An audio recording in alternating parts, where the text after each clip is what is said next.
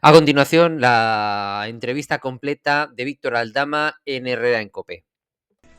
En Canarias, y tengo el gusto de saludar a don Víctor de Aldama, que esta mañana nos acompaña en este estudio. Señor Aldama, buenos días. Buenos días, Carlos. Yo le agradezco mucho que se haya venido por aquí y que nos dedique parte de su tiempo, que yo me imagino que es un tiempo que también usted ha dedicado muy mucho a analizar todo lo que han dicho de usted en este tiempo. Lo más fino es comisionista. Bueno, comisionista no es ningún delito, ¿verdad? Pero personaje, pequeño Nicolás, todas las inventadas, delincuente, ¿qué ha supuesto todo eso para usted? Bueno, pues perdón, es duro ver que gente como el señor López o el señor Bolaños, que no les han enamorado en ningún momento y que no me conocen de nada, creo que además hablan de mí por oídas, o hablan de mí porque esta gente siempre que habla de alguien habla sin informarse. Quiere decir, no es la primera vez que cometen errores hablando y bueno, y luego se demuestra que es mentira, o se demuestra que lo que dicen no es tal cual. Entonces, pues el agravio personal, una vez más, porque sí se me ha llamado corrupto, se me ha dicho que soborno, bueno, pues se me han dicho una serie de cosas que me gustaría luego explicar, porque no son tal cual. Razonamiento más, a día de hoy, una vez más, sale una fotografía en la que aparezco pues con dos agentes de una unidad, de dos unidades especiales de un país extranjero, en el que digo en la declaración y se me tacha de mentiroso, ¿vale? Igual que El Mundo vuelve a sacar el vídeo y las fotografías de mi condecoración, y no solamente eso, saca la declaración casi, digamos, dialíctica del teniente coronel Vázquez, en el que habla años antes de mi declaración, porque esto parece película, como decía alguno, de ciencia ficción, de lo que yo hacía en la unidad, ¿vale? Como que hacía cosas altruistas, como lo que hacía lo hacía por España, poniendo en riesgo mi persona, y obviamente dice en esa declaración, que son unas palabras hacia mi persona, que se necesita de gente como yo, ¿vale?, para conseguir cosas en la unidad, porque no tienen los medios suficientes para que la unidad pueda realizar una serie de operaciones, ¿vale? Entonces creo que queda más que contrastado que lo que dije en la declaración es totalmente cierto. Entonces sí me gustaría que, igual que estos señores en algún momento os han dicho todas las barbaridades que han dicho, a ver si en este momento salen a decir que estaban equivocados y se retracten. Su seguridad personal, ¿usted teme por ella? Su coche fue tiroteado, tengo entendido que recibió amenazas en la cárcel. ¿Tiene algún tipo de protección? No, no tengo ningún tipo de protección. Bueno, ¿me siento indefenso? Sí, también entiendo o quiero entender que en este momento yo creo que cualquier cosa que me pudiera pasar a mí o a mi familia va a apuntar al gobierno del presidente. Es obvio y está claro. Entonces entiendo que en este momento no me va a pasar nada, pero sí es obvio que, conociendo a los personajes, pues me tendré que cuidar muy mucho en un tiempo más adelante, no ahora. De todo esto y demás hablamos con Víctor de Aldama esta mañana, en lo que promete ser la conversación, y que seguramente ahora mismo le ha puesto en una taquicardia notable. Seguro que hay taquicardia esta mañana en algunos ámbitos. Señor Aldama, me ha dicho usted lo que consideraba acerca de lo que pensaban, de lo que han dicho de usted, no solo en los medios, sino también desde estamentos gubernamentales. Me ha hablado usted de su seguridad y ahora le tengo que preguntar tantas cosas que, si le parece, empezamos por Begoña Gómez. ¿Conoce usted a la señora Begoña Gómez? Sí, claro. He estado con ella en varias ocasiones. ¿Alguna de ellas en la Moncloa? No. Y cuando ha estado con ella, ¿es cierto que viajó con motivo de la Organización Mundial del Turismo a San Petersburgo? Así es. Y en esa reunión, justamente, bueno, pues en el hotel donde nos alojábamos, arriba en el rooftop, una noche estuvimos con ella, Javier Hidalgo, otras 2 personas que estaban con ella y yo. Y bueno, para hacerle recordar a la señora Begoña Gómez, porque luego dirán que es mentira también lo que digo, hubo un momento en que ella manda a sus escoltas a la habitación y se queda con nosotros. ¿Por qué iban a hablar ustedes de algo privado especialmente único? Bueno, no porque fuéramos a hablar de algo en especial, sino porque al final pues estaba alargando la noche, estábamos tomando algo, la verdad es que estábamos a gusto. En ese momento no se estaba hablando de nada en concreto, sino de, bueno, pues del evento en sí, de la OMT. Y bueno, y estábamos, como se suele decir, de tertulia. ¿Y se habló en algún momento del rescate de Europa? No, ahí no. ¿En otro momento sí? Sí. ¿Tenía que ver con el patrocinio que Europa realizó de alguno de los cursos de la señora Gómez? Bueno, tenía que ver más con Wacalúa que con Europa. Uh-huh. ¿De qué manera cree usted que pudo intervenir ese acercamiento entre la señora Gómez y el señor Hidalgo para que se produjera con cierta celeridad el rescate de Europa? Bueno, yo sinceramente, que lo viví muy, muy de cerca y lo viví desde dentro, yo no tengo claro que eso sirviera para que se acelerara. Es decir, al final el rescate tampoco se aceleró como se tenía que haber acelerado. La compañía es una compañía que se declaró estratégica, en la que había casi 50.000 empleados directos e indirectos en riesgo de quedarse sin trabajo. Y bueno, a mi parecer, yo creo que se tardó considerablemente en dar el rescate a esa compañía. ¿Usted había hecho gestiones para que esa compañía cobrase una deuda que tenían en Venezuela? Sí, es más, tenía un mandato para que esas gestiones fueran a éxito y esa deuda se cobrara. ¿Ese mandato era por parte de alguna instancia gubernamental? No, ese mandato era por parte de la compañía. Mm. Es decir, usted en ese momento trabajaba o hacía un servicio a la compañía, Así es. a la compañía de Europa. ¿Y tuvo éxito en su gestión?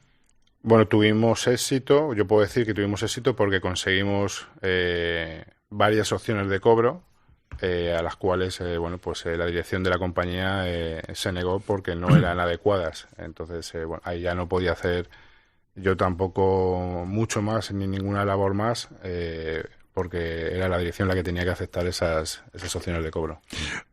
Afirma usted no haber estado con Begoña Gómez de la Moncloa, pero sí con el presidente Sánchez. No, tampoco. ¿Sí en la Moncloa alguna vez con alguien de su equipo? No. ¿No ha pisado usted la Moncloa? No. ¿A Sánchez solamente le vio el día de la famosa foto que se publicó en la prensa? No, a Sánchez le he visto ese día y luego el día del cumpleaños de Ábalos en mis restaurantes. Una cena de... Sí, una cena que celebró Ábalos su 60 cumpleaños, me parece, creo recordar, y la hizo en los restaurantes que hay en Cuatro Torres, y bueno, pues ahí vinieron varios ministros, incluso vino el presidente con su esposa. No. Volviendo a Venezuela, ¿qué sentido tenía su presencia en el aeropuerto de Barajas, señor Aldama, cuando llega el avión de Delcy Rodríguez, que recordemos tenía prohibido pisar suelo Schengen? Bueno, tenía varias. Una, digamos que yo era, por decirlo de alguna manera, el avalista de ese viaje, porque la confianza de ese viaje, a quien había preguntado en varias ocasiones porque ella no se fiaba por algún acto que ya había hecho el gobierno, de que se le fuera a dar el trato que se le tenía que dar y sobre todo de que no iba a tener problemas, ¿vale? Recordemos que a ella se le invita un mes antes de que llegue a España, ¿vale? Y ella ya avisa de sus sanciones. Uh-huh. Entonces, nunca voy a entender por qué 2 horas antes de que aterrice se me llama para decirme que llame al avión y diga que dé la vuelta, como si esto fuera el tren de cercanías. ¿Y le llama el señor Ábalos? No, me llama el señor Coldo. El señor Coldo. ¿Por qué se supone que usted tenía autoridad sobre ese avión para hacer revolver? No, yo no tenía ninguna autoridad, por eso le digo al señor Coldo que yo no puedo llamar al avión y que no puedo hacer volver al avión, que además me parece cascaico tener que estar intentando hacer una gestión que era inviable. Ese avión iba a aterrizar sí o sí. ¿Por qué confían al señor Ábalos la gestión de llegar al aeropuerto de Barajas y controlar ese aterrizaje? Bueno, porque el señor Ábalos era desde el inicio quien estuvo programando conmigo el viaje de la vicepresidenta. Aparte, recordemos que en ese momento era el número 2 del partido, era secretario de organización, era jefe de campaña, bueno, era todo en el gobierno. ¿Y el objeto del viaje de la vicepresidenta de Venezuela a España, teóricamente, cuál era? Bueno, eran varios, era reunirse obviamente con el presidente, era reunirse con otra serie de ministros y bueno, era reunirse también con parte del Poder Judicial, en este caso la fiscal general en ese momento. ¿Para ello había usted alquilado aquella casa del Viso de la calle Velázquez? Sí, así es. Ajá. Oquendo, si no recuerdo mal. La calle Oquendo, sí. Teóricamente entonces la señora Delcy se iba a quedar en esa casa, pero cuando ella venía ya sabía que tenía prohibido bajar del avión, ¿no? Ella tenía clarísimo que tenía una sanción. El gobierno de España le aseguró que no iba a haber absolutamente ningún problema. Pero no solamente asegurado por el señor Ábalos, sino asegurado por el señor Marlaska y asegurado entonces por la que era ministra de Exteriores. Y obviamente a sabiendas del presidente.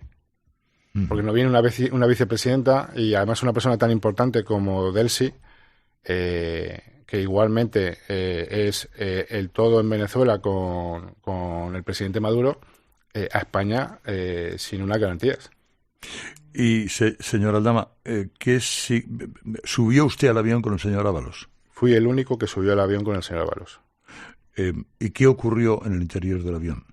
Bueno, pues en el interior del avión hubo una serie de conversaciones y sobre todo la vicepresidenta le dijo al señor Ábalos que ella no iba a ser detenida, que llamara a quien tuviera que llamar y sobre todo que llamara al presidente para decirle que arreglaran esta situación. Y el señor Ábalos llamó al presidente. Sí, así es. ¿El presidente de gobierno habló con la señora Rodríguez? No, habló con el señor Ábalos. Y le garantizó que no iba a ser detenida. Así es. Y en función de ello la señora Delcy bajó a la pista.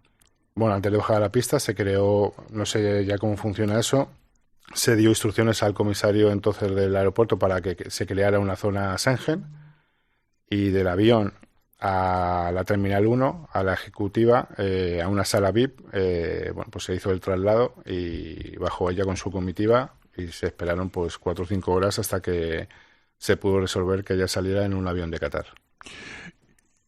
¿Es cierto que llegaron 40 maletas? No. Absolutamente incierto, ya lo he explicado, que es inviable que en un avión del tipo en el que venía ella, cargado de oro, que me imagino que es a la pregunta a la que te refieres, técnicamente ese avión pudiera volar, que decir, se caería. ¿Vino alguna maleta de valija diplomática sin más? No, ni maleta de valija diplomática, venían maletas de ellos, con enseres de ellos y, digamos, regalos. Por ejemplo, trajeron una caja de puro de coiba y luego regalos de Venezuela y varias cosas para, bueno, obsequios, por llamarlo de alguna manera. ¿Para qué ella iba, teóricamente, a entrevistarse con la fiscal general del Estado? Bueno, eso todavía es un tema que estamos aportando en Fiscalía. Y bueno, pues por darles también a ellos, digamos, una prioridad, en este momento preferiría dejarlo ahí. Ayer publicaba el debate.com unos documentos en el que aparecían unas asignaciones económicas a determinadas personas, algunas con seudónimo, otras con nombre propio, de los que se ha interpretado que serían pagos, no sé si luego también se les ha llamado cupos, a determinadas personas como el señor Ábalos o el señor Coldo o alguno más.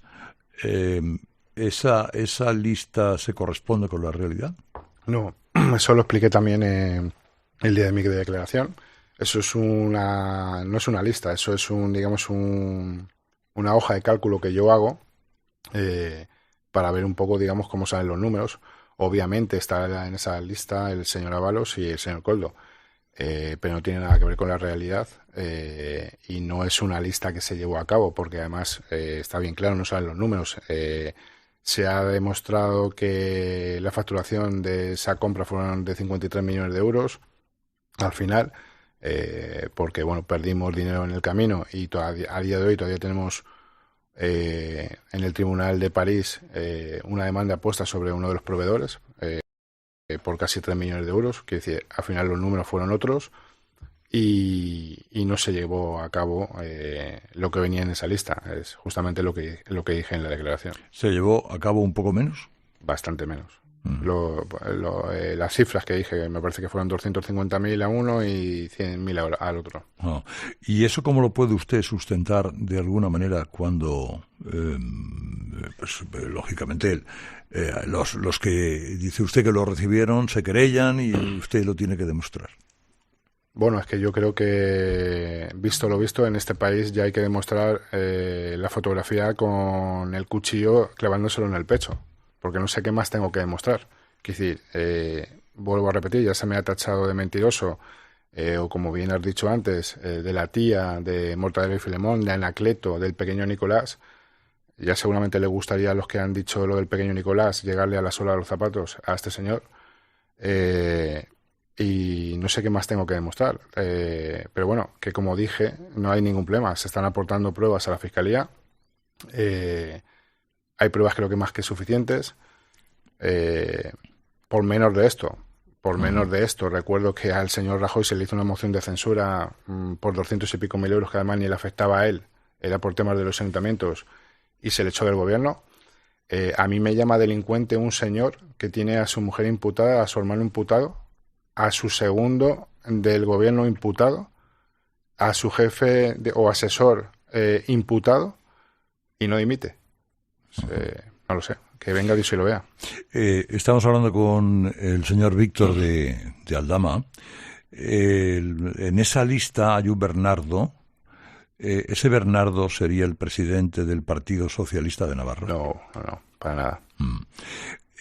Dominicana es otra de las piezas en este puzzle sobre la que se especula mucho, señor Aldama. Ha viajado usted mucho a Dominicana, yo me imagino. ¿Alguna vez en el Falcon, que ha viajado 50 veces? No. ¿Y tiene usted idea de por qué ha visitado tanto aquella isla, aquella república? Bueno, puedo tener mis conclusiones y muchas veces de las que yo he viajado, que también teníamos allí avión privado, hemos visto el Falcon en Dominicana, digamos, parado. No entendíamos el porqué, porque supuestamente el Falcon no estaba oficialmente en Dominicana. Cuando dice hemos, ¿se refiere a usted y al señor Ábalos o alguna compañía? No, a gente que venía conmigo. Un seglar, vamos. Sí. ¿Y no se ha preguntado qué podía hacer o qué conexiones hay con aquella república? Las puedo intuir, pero quiero decir, tampoco voy a hablar de lo que no sé. Usted ante el juez habló de haber pagado comisiones. Comisiones, entiendo, por sociedad de gestión y la venta de mascarillas, ¿no? Bueno, sobre todo por, digamos, a ver, aquí yo quiero dejar o aclarar, ¿vale? De alguna manera, porque lo que he dicho antes, se me ha llamado corrupto y se me ha dicho que si he sobornado al gobierno o a ministros. Yo no he sobornado a nadie. Quiere decir, sobornar a alguien es que yo le doy dinero y le pido. No ha sido el caso. Tampoco soy, por decirlo de alguna manera, quiero decir, reconozco lo que he hecho. Soy culpable de haber pagado a un funcionario, por decirlo de alguna manera, obviamente. Pero también había por detrás que si no pagaba, no se me seguía dando. Yo al final soy un empresario. El corrupto no soy yo.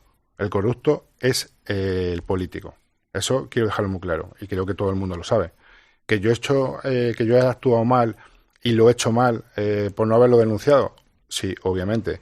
Pero también yo al final tengo una serie de gastos, tengo una serie de estructura, manejo una serie de gente en el que, pues en ese momento, obviamente lo que quería era, pues hacer un negocio para que me vaya mejor la vida. Y además, todo el mundo que me conoce puede decir o puede salir a decir que yo parte de lo que he ido ganando lo he ido metiendo en sitios donde he ayudado a gente, ¿vale? Como es el Club Deportivo Zamora, en el que es un club totalmente deficitario, y todos los años metía dinero para que el club no desapareciera, por eso entré, para que no desapareciera, y para mantener aquellos empleados y lo que es la ciudad de Zamora, pues que está cada vez más vieja y cada vez hay gente más mayor y que se está yendo todo el mundo de allí.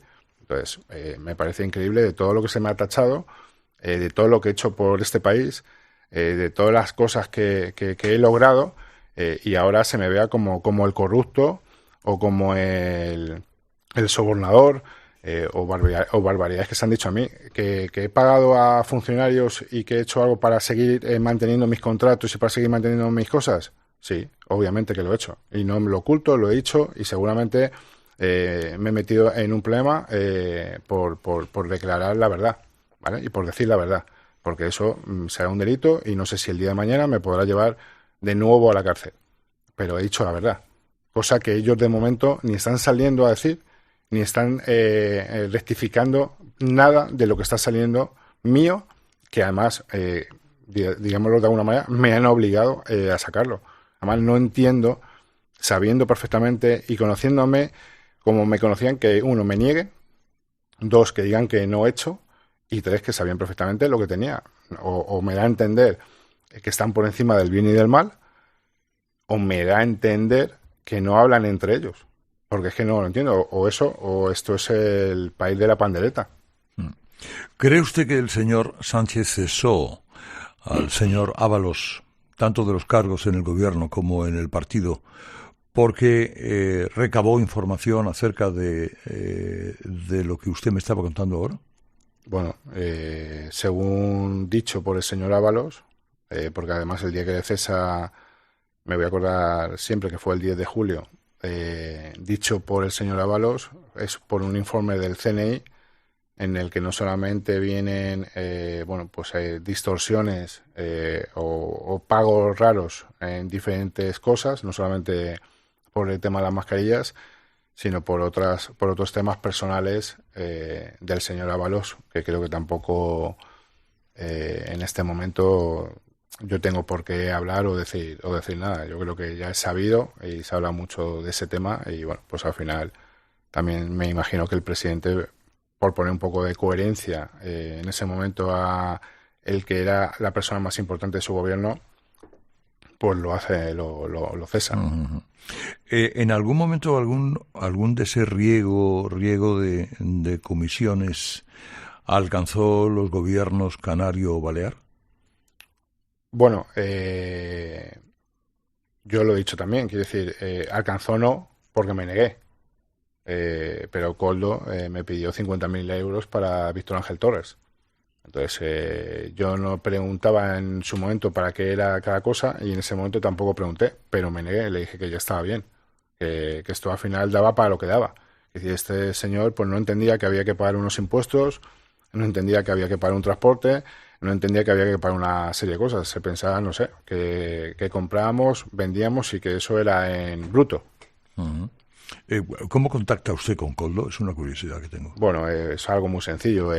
Mi hermano trabajaba en el ministerio de mucho antes de llegar el ministro Ábalos. Él trabajaba con el ministro de la Serna y cuando llega el ministro Ábalos pues sigue en el mismo equipo de escoltas. Entonces un día tomando un café con él en una cafetería que hay detrás del ministerio, que creo se llama El Verde, pues se acercó, saludó a mi hermano, me saludó y le dijo mi hermano, oye, pues ya os dejo el contacto por si en algún momento queréis hablar. Y a la semana o a las 2 semanas nos llamamos y empezamos a hablar.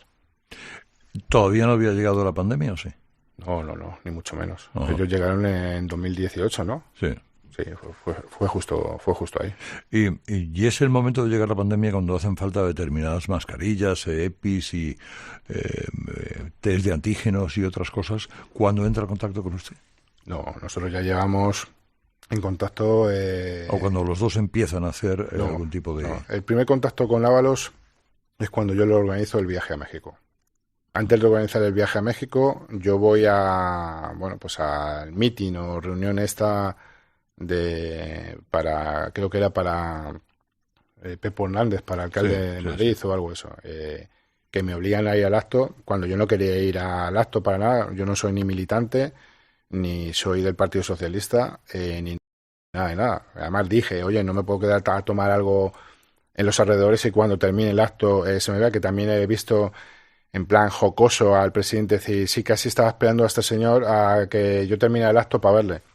Pues yo no sé a lo que estaba esperando el presidente, pero a mí se me dijo que fuera ese acto porque el presidente quería decirme algo, a lo que fui, accedí, me senté, donde me dijeron que me sentara, como se puede ver cuando todo el mundo aplaudía, yo no aplaudía, es decir, me daba absolutamente igual el acto, y cuando terminó el acto me metieron en donde están los camerinos, en zona restringida, y el señor Sánchez me saludó muy amablemente y me dijo, estoy informado de todo, muchas gracias por lo que estás haciendo. Punto. Salí del acto y nos fuimos. Uh-huh. Vuelvo al asunto anterior, al asunto que uno de los primeros que hablábamos.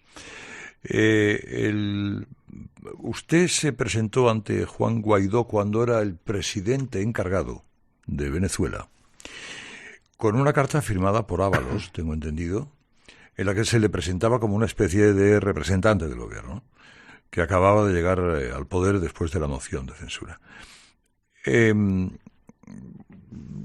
¿Qué objeto tenía aquella carta? ¿Para qué gestiones? Y luego, ¿por qué pasan de ser, cree usted, aliados de Guaidó a ni siquiera recibirle y llevarse bien con el régimen de Maduro? Bueno, pues es algo también, bueno, yo lo voy a decir muy sencillo, pero seguramente a la gente le cuesta entender. Quiere decir, al final el interés, ellos reconocen al señor Guaidó cuando se hace presidente interino de Venezuela, le reconocen en la Asamblea General de Madrid y le reconocen en el Congreso, a lo que aparte ellos tenían otros intereses, que era la Internacional Socialista, con un partido que lideraba entonces, no sé ahora, un señor que se llama Henry Ramos Ayud. Uh-huh. Y bueno, pues tenían un interés evidente de seguir manteniendo relaciones con Venezuela y obviamente de volver a reestructurar lo que era la Internacional Socialista. Eso era un interés prioritario, o así me lo hicieron así me lo transmitieron a mi persona.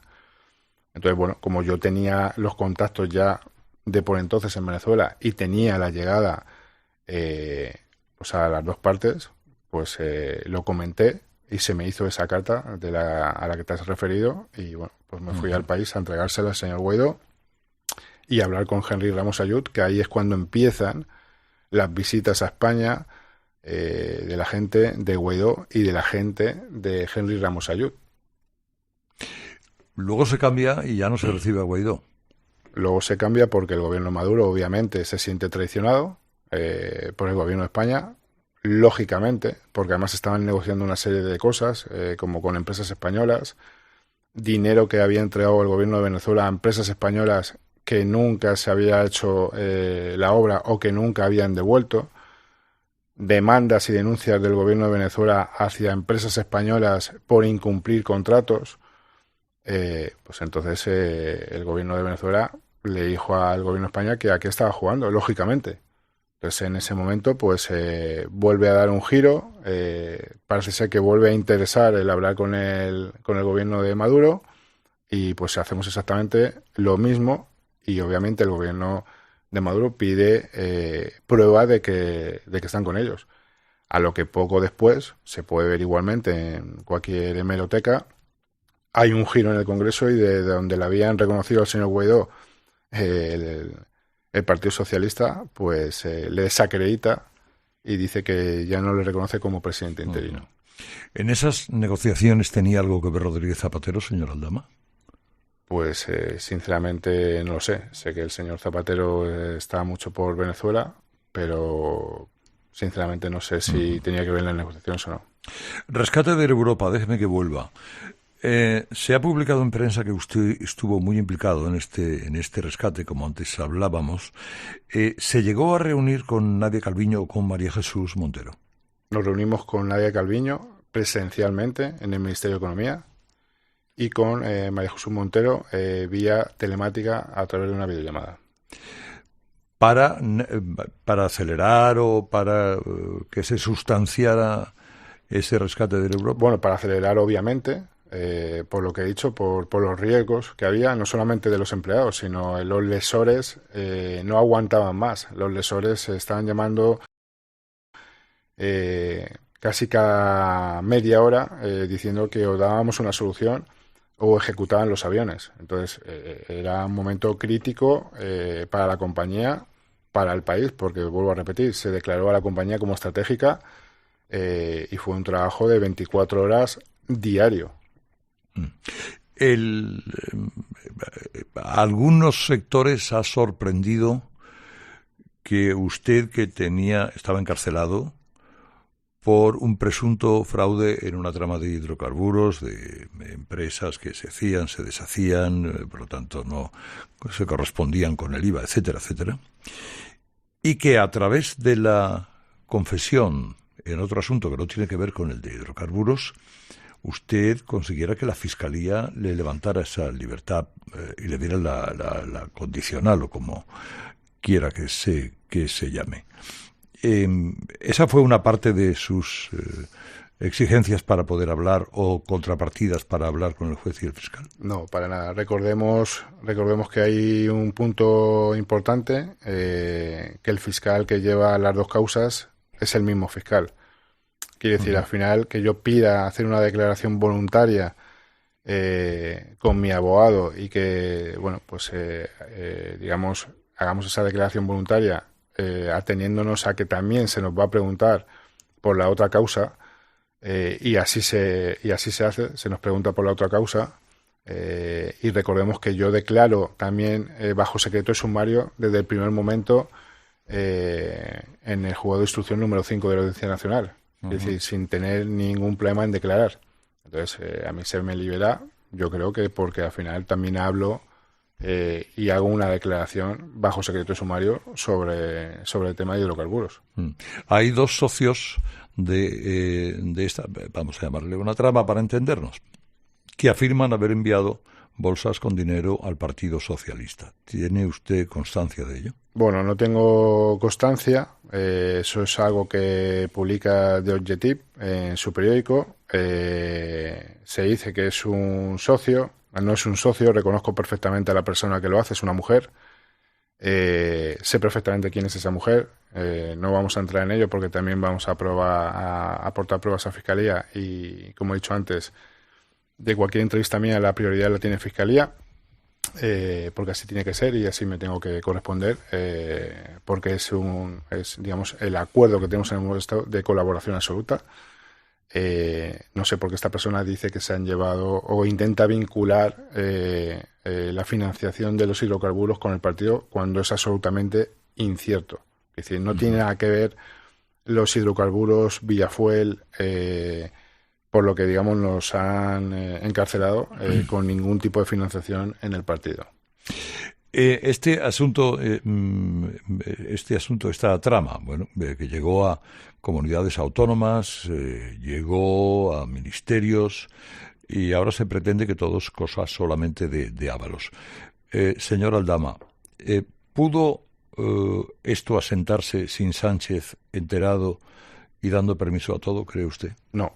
Y digo no firmemente porque el señor Sánchez, además comprobado por mí, si no llamaba 6-7 veces al día al señor Ábalos, no le llamaba ninguna vez para consultarle todo. Que quiero volver a recordar, el señor Ábalos en ese momento era todo en el gobierno, hacía todo, era el que salía, digamos, como portavoz en las televisiones, en todos los sitios a nombrar o a decir cualquier cosa que pasaba en el gobierno.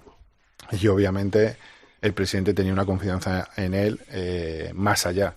Al igual que tengo que decir, que porque lo he visto y lo he comprobado, que creo que el presidente se equivocó con él cuando él le ha sido leal hasta el último día, pero hasta el último día. Es decir, cuando usted me ha respondido, porque la pregunta era en negativo y usted es un negativo sobre el negativo, Sánchez, según su criterio, debía estar perfectamente al tanto de todo lo que ocurría y de lo que estaba tramando, o de la organización, mini organización que había creado el señor Ábalos, con recompensas incluidas? Yo quiero entender que sí. ¿Y alguna de esas recompensas pudo también beneficiar a Sánchez? No lo sé.